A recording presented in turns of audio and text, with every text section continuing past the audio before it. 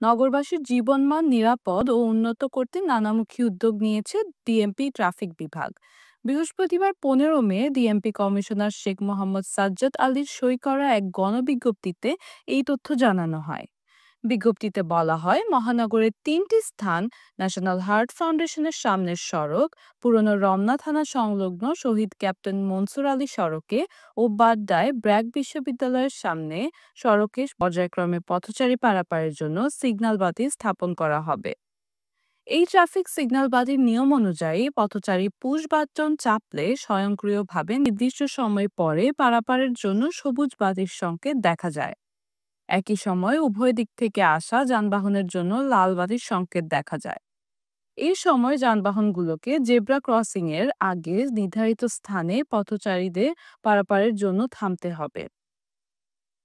বিজ্ঞপ্তিতে আরও বলা হয়েছে, লাল বাতি জ্বলা অবস্থায় যানবাহনকে অবশ্যই থামতে হবে এবং পথচারীদের নিরাপদে রাস্তা পারাপারের সুযোগ দিতে হবে।